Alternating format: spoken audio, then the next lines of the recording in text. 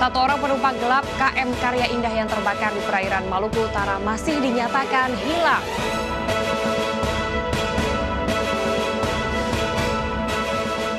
Seorang calon pengantin di Manado tewas diduga bunuh diri 2 jam sebelum pemberkatan.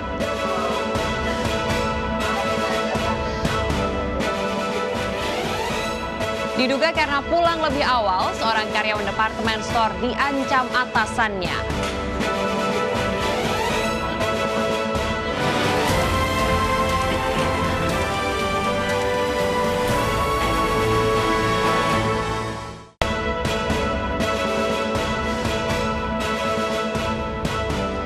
Selamat malam pemirsa. Negara tetangga Malaysia kini tengah bersiap melakukan lockdown nasional. Keputusan ini diambil usai kasus COVID-19 di negara ini meningkat tajam akibat klaster Idul Fitri. Bersama saya Salsabila Syaira, inilah iNews Malam selengkapnya untuk Anda.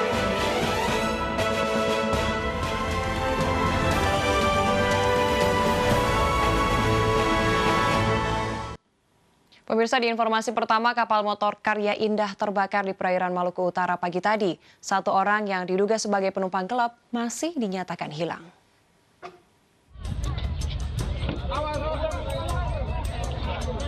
...181 penumpang termasuk awak KM Karya Indah yang terbakar di perairan Maluku Utara berhasil dievakuasi dalam keadaan selamat pada Sabtu pagi. Dari ratusan penumpang terdapat 13 anak-anak yang juga ikut berlayar dari Ternate menuju Sanana, Kabupaten Kepulauan Sula. Mereka dievakuasi menggunakan kapal dan perahu nelayan. Setibanya di Pelabuhan Sanana, mereka langsung dirawat di posko darurat. Diam-diam kedengaran semua penumpang panik serentak. Diam-diam semua mencari alat pengaman pelampung, masing-masing inisiatif sendiri tanpa ada inisiatif dari siapa-siapa. Semua ambil pelampung, semua pada keluar ke anjungan kapal. Kemudian setelah matahari sudah keluar, entah itu jam berapa, semakin hari semakin lama semakin asap mulai keluar mengepul. Namun data Basarnas menunjukkan angka yang berbeda. Total jumlah penumpang sebanyak 275 orang, 274 selamat dan 1 orang hilang. Penambahan jumlah ini diduga berasal dari penumpang gelap. Ya, itu bisa saja terjadi. Bisa saja saat melakukan pemeriksaan saat kapal berangkat, ya sejumlah itu manifest. Nah, di luar dari itu kita nggak tahu juga itu naiknya dari mana. Kalau untuk posisi kapal, Pak, apakah dia tenggelam atau diamankan? Kapal sementara diamankan di desa Sekom. Iya. Sebelumnya, KM Karya Indah yang berlayar dengan rute Manado, Ternate, Sanana terbakar di kawasan perairan Kepulauan Sula, Maluku Utara. Lokasi kebakaran sekitar 5 mil timur laut dari Pulau Liva, Matola. Asap pekat mengepul dari bagian kapal yang terbakar. Dengan mengenakan jaket pelampung, para penumpang terjun ke laut untuk menyelamatkan diri. Belum diketahui penyebab kebakaran ini. Dari Ternate, Maluku Utara, Ismail Sangaji, iNews melaporkan.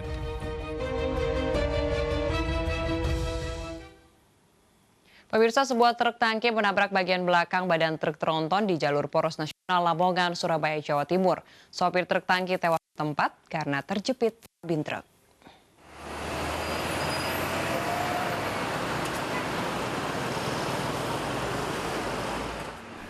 Kecelakaan maut terjadi di jalur poros nasional Lamongan, Surabaya, Jawa Timur.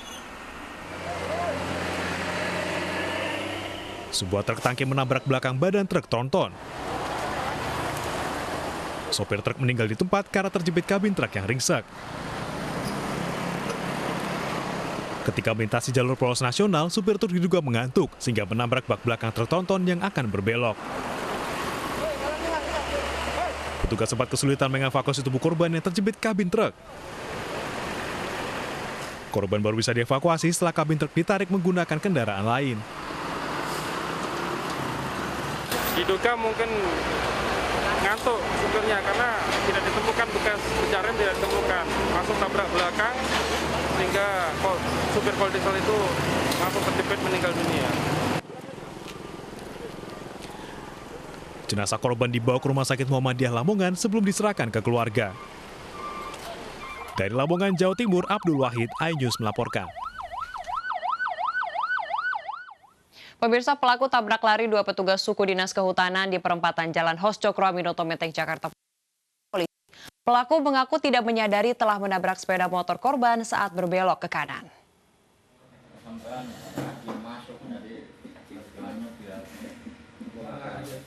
Pelaku tabrak lari 2 petugas Sudin Kehutanan di Menteng, Jakarta Pusat ditangkap polisi. Pelaku yang bekerja sebagai sopir jasa pengantaran uang ini ditangkap berbekal rekaman dari kamera pengawas. Karena lalainya mengakibatkan orang lain luka, kemudian tidak menolong, tinggalkan aja begitu. Karena kewajiban setelah jadi kecelakaan harus berkewajiban untuk menolong korban. Pelaku mengaku terburu-buru usai mengambil uang dari Bank Indonesia hingga ia tidak menyadari telah menabrak korban saat berbelok ke kanan dari Jalan Imam Bonjol menuju ke Kuningan. Atas perbuatannya pelaku dikenai pasal berlapis karena telah melanggar rambu lalu lintas. Saya mengetahuinya bahwa itu tidak boleh. Dengan catatan saya pada saat saya mau ambil jalur belok kanan, saya ngasen dan memberi lampu dim. Berbarengan itu mobil yang ada di arah berlawanan saya memang mengasih jalan. Saya tidak mengetahui kalau itu ada motor. Yang setelah saya lewatin dari 2 mobil itu ada suara gebrak di belakang kiri saya. Saya tidak mengetahuinya bahwa kalau motor tersebut mengalami kecelakaan. Yang saya tahu hanya digebrak karena pihak motor yang jalurnya sudah saya ambil mungkin marah dan saya tidak menghiraukannya. Selain itu pelaku juga melarikan diri usai menabrak korban dan meninggalkan korban yang mengalami patah kaki tanpa memberi pertolongan. Dari Jakarta, Rani Sanjaya, iNews melaporkan. Beralih ke informasi lainnya, pemirsa, hujan deras di wilayah ibu kota sore tadi membuat permukiman penduduk di Petogogan, Jakarta Selatan tergenang. Genangan air muncul akibat luapan Kali Krukut.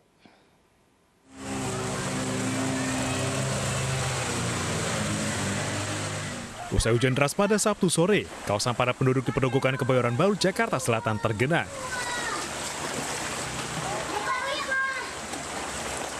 Tinggi air mencapai 40 cm sehingga mengganggu aktivitas warga.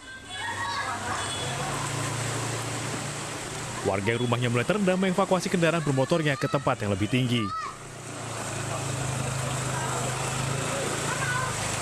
Tapi emang di sini emang udah rawan banjir sih, Mas. Rawan banjir. Iya, rawan banjir juga. Oh, berarti ini kalau hujan deras emang pasti banjir di sini, Bang. Banjir. Kalau drainasenya kan ada tetesan juga nih di sini. Jadi setiap hari juga dikerjain gitu. Oh, dibersihin. Iya, dibersihin tetap tali airnya, saluran airnya. Kalau Kali Krukut di dekat rumah warga ini gede nggak sih Bang kalinya, Bang? Ya lumayan, kira-kira panjangnya sekitar ada lebarnya sekitar 6 meteran lah. 6 meter. Ini ngeluap apa gimana kalinya, Bang? Ngeluap. Pasti kalau banjir sih ngeluap.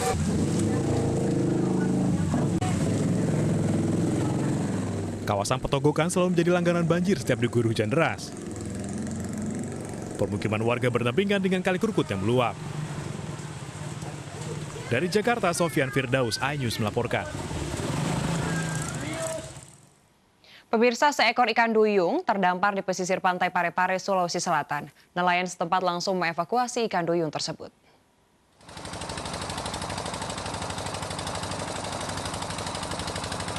Inilah video saat seekor ikan duyung dievakuasi menggunakan perahu oleh nelayan dari pesisir pantai Parepare. Ikan duyung ini pertama kali ditemukan oleh Harun, salah seorang nelayan asal kota Parepare yang tengah mencari ikan bersama rekannya. Lantaran kondisi ikan yang nampak lemas, Harun beserta rekannya berinisiatif untuk mengevakuasi ke tambak miliknya untuk kemudian dilepaskan kembali. Saya temukan di pesisir Parepare di sana. Saya bawa kemari dengan perahu, terus saya lihat kondisinya agak sakit, jadi saya mau stabilkan dulu baru saya lepas kembali. Penemuan ikan duyung tersebut sempat menjadi tontonan warga sekitar yang penasaran terhadap bentuk ikan duyung tersebut. Dari Parepare, Sulawesi Selatan, Ihsan Ansari, iNews melaporkan. Ular sanca sepanjang 3,5 meter dievakuasi dari saluran air rumah warga di kawasan Cakung, Jakarta Timur. Petugas terpaksa membongkar bagian ujung saluran air karena ular terjebak di lubang yang sempit.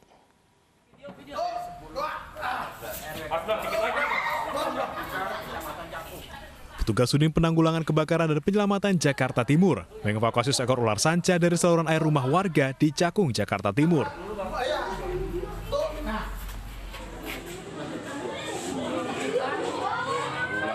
Terkendala sempitnya lubang, petugas airnya membongkar ujung saluran air dan berhasil mengeluarkan ular sepanjang 3,5 meter ini 1 jam kemudian.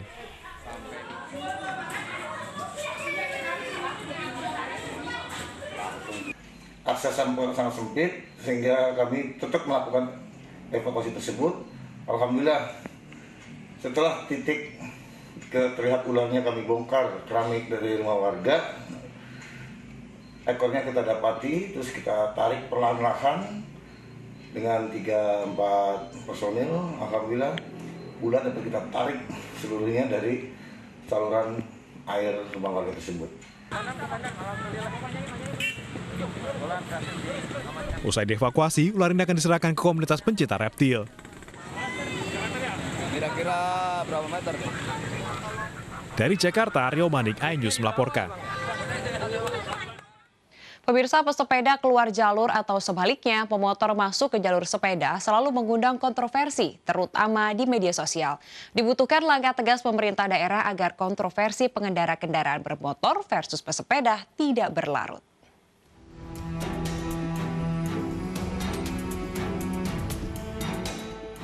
Inilah foto-foto viral pengendara motor dan pesepeda yang menuai beragam komentar warganet di media sosial. Sejak 3 bulan dimulainya uji coba jalur sepeda permanen, terutama di Jalan Sudirman Tamrin, berbagai peristiwa pelanggaran antara pengendara bermotor dan pesepeda banyak terjadi. Antara pengendara bermotor dan pesepeda pun punya argumen dan alasan masing-masing. Meski begitu, mayoritas pesepeda mengaku lebih aman dan nyaman bersepeda di dalam jalur permanen karena tidak bersinggungan langsung dengan kendaraan lainnya seperti mobil dan motor. Kalau lihat kapasitasnya mulai banyak sepeda, rasanya sih memang nggak cukup ini ya, memadai. Karena sekarang kan sepedanya macam-macam nih. Ada yang speednya rendah aja, tapi kan mungkin dia udah occupy jalannya. Sementara kalau yang mau pakai road bike gitu ya, dia kan harus terhambat nih. Akhirnya kan nggak bisa. Jadi mau nggak mau kayaknya mesti ngambil jalur keluar itu. Karena memang di dalamnya udah nggak memadai sih menurut saya gitu. Warga berharap Pemprov DKI Jakarta maupun polisi bisa menengahi kontroversi antara pengendara kendaraan bermotor dan pesepeda dengan solusi dan ketegasan. Dari Jakarta, Tim Liputan iNews melaporkan. Seorang pimpinan departemen store mengancam karyawannya dengan senjata tajam. Kami akan kembali usai jeda, tetaplah di iNews Malam.